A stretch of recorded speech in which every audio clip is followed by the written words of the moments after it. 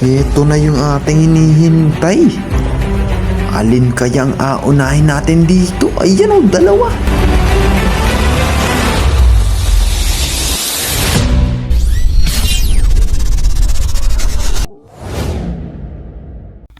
Hello guys, welcome back to my channel. Ngayon ay mamamana na naman tayo. Kahit na mag-isa lang tayo kasi walang nasama sa atin pamana dahil napakalamig ng tubig. At sa una natin pagsisid ay syempre maghanap-hanap tayo ng isda para tayo may mapana.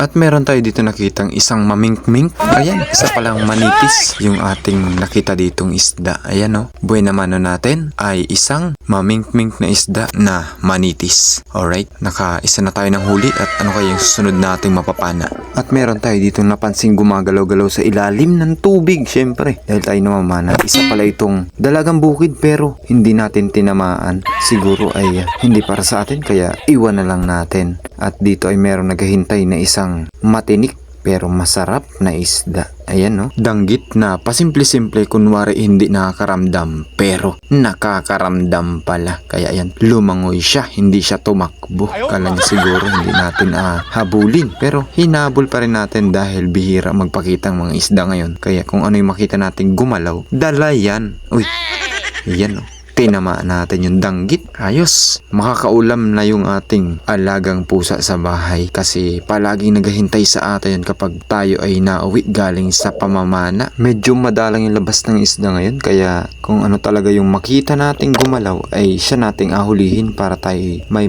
uwi kagaya niyan. Pumana na tayo dyan ng iito at hindi natin napuruhan yung ating pinanang lapu-lapu dito. Ayan no, nakawala sa atin yung lapu-lapu na ating pinana. Sayang, napakasarap pa naman ng isda na yun. Di bale, hanap na lang ulit tayo ng panibago nating mapapana para tayo ay may mahuli ulit. At meron tayo dito napansin na isang kakaibang nilalang dito sa dagat. Ayan no, ano kaya iyan? Para siyang shell pero dahil curious tayo at gusto nating malaman kung ano yan, tingnan natin. Maigi rin yung inasundot-sundot kapag hindi natin alam kung ano. Ayan, isa pala yung sponge crab. Yung kanyang daladala na yon, isang sponge yan. Napakalaki yan kumpara dun sa kanyang katawan. Ganyan kahiwaga yung mga nilalang dito sa ilalim ng dagat. Ayan no, napakagaling diba?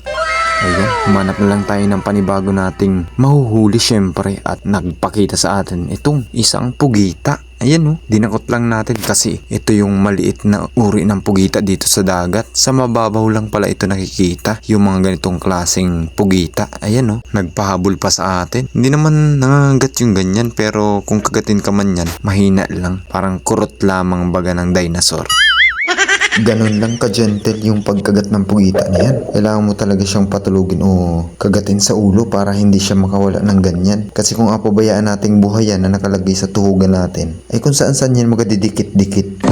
Kaya kailangan natin kagatin yung ulo niyan o yung utak. Siguro kung ako'y maghahanap ng ganyan, kung asadyain kong manghuli talaga ng mga pugita na ganyan, baka makarami ako. Pero nung ginawa ko yun ay hindi na tayo nakauli. Wala na tayong nakita. Dalawa pala yung pugita na yan. Nahinginain ng mga maliit na crabs. Siguro nga ay hindi pa season yan. Season daw ng mga ganyang pugita kapag may bunga daw yung santol. Totoo kaya yun? Siguro totoo nga na yun dahil nung ako'y nagkahuli talaga ng maraming pugitang ganyan, may bunga talaga yung santol. Halos naanod na dito sa dagat yung santol. Kaya totoo naman siguro yun. Pero ngayon, walang bunga yung santol kaya 2 piraso yung ating nakitang pugita. Ayan, ganyan yung mga kinakain nila. Mga maliliit na crabs. Okay, at tayo nga ni ay mana ulit ng pangalawang sisid. Madaling araw naman ito mga sir at mga ma'am. Dahil medyo nabibitin tayo sa ating pamamana minsan at medyo malabo-labo ang tubig. Ito yung ating pangalawang pagsisid. Meron tayo ditong napanang isang panos, napakagandang buena mano dahil alas 4 na ng madaling araw, malapit na sumikat yung araw, humanap tayo ng magandang panain syempre bago tayo umahon at tayo umuwi ng luhaan.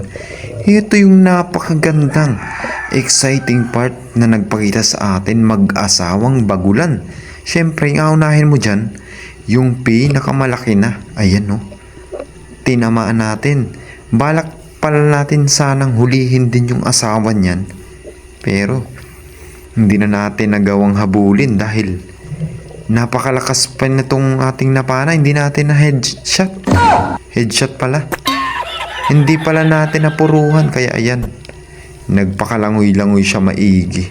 At dahil siya ay malaki, hindi natin agad napatulog itong malaking bagulan na ito. Sayang pa yung kaasawan nito. Medyo malalim-lalim yung kantuhan nitong ating pinamamanaan. Doon yata nagpakalangoy-langoy yung kaasawan nito. Kaya hindi na natin nakita dito sa paligid ng ating pinaghulihan nito. Ayan o. Napakalaki ng ating nahuli dito. Isang bagulan. Siguro ito yung babae.